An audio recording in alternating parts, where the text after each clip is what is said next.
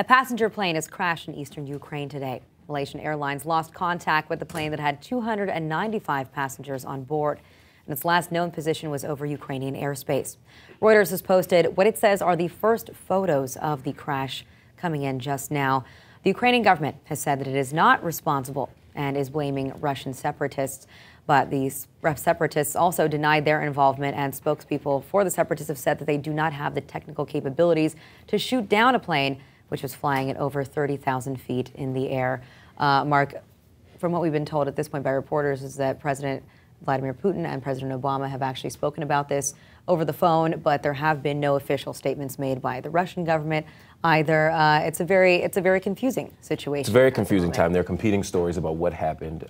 They make a very compelling argument, a persuasive argument about not having the technological capabilities to shoot down a plane, but we just don't know what happened. It's an awful tragedy.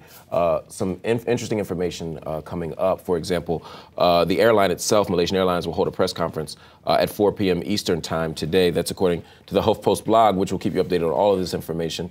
According to that, they'll make a statement which should give us some insight, at least to the nature of the crash.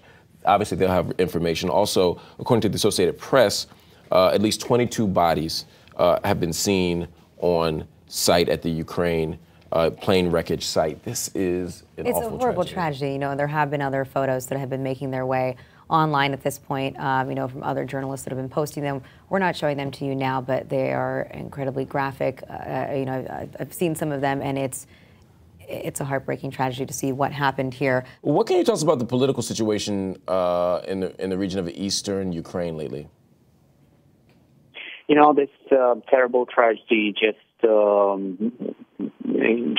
turned back the world's attention on this growing crisis in eastern Ukraine. But frankly speaking, this crisis was growing bigger and bigger in the last couple of weeks with intense fighting between Ukrainian armed forces and eastern Ukraine rebels. And unfortunately for local public, this terrible tragedy is actually is not a surprise because, you know, with that real terrible security situation there, it was obvious that it wasn't a good idea to fly over that airspace. And actually, Ukrainian air traffic control agency on July 8th, they said that they will ban any kind of air traffic over the region. So it's unclear what happened and why that plane turned out there. Ukrainian President Petro Poroshenko today called this event a terrorist attack. What's been the reaction on the ground so far? Is that a general understanding or belief? There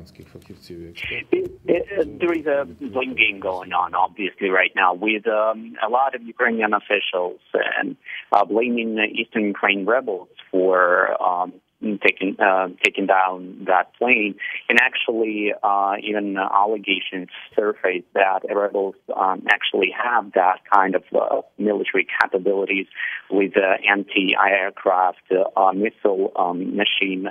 They call it Buk in their possession. They seized it from Ukrainian army back in June.